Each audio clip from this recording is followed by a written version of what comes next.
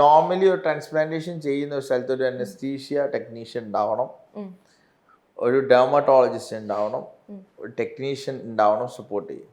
ചില സ്ഥലത്തൊക്കെ ടെക്നീഷ്യൻസ് ആണ് ഫുള്ള് ചെയ്യുക, ഡോക്ടർ ഒരു പേരിന് മാത്രമേ ഉണ്ടാവൂ. അപ്പം ഇതൊന്നും ഈ പാവപ്പെട്ട ജനങ്ങൾക്ക് ഇതൊന്നും അറിയില്ല.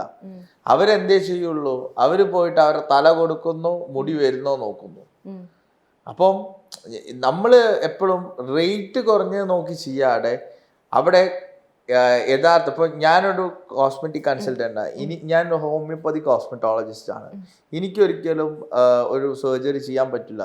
ഞാൻ എത്രയോ ആയിട്ട് ഞാൻ ചിന്തിച്ചുകൊണ്ടിരിക്കുന്ന ഒരു കാര്യമാണ് ഇപ്പോൾ ട്രാൻസ്പ്ലാന്റേഷൻ ക്ലിനിക്ക് ചെയ്യണം എന്നുള്ളത്.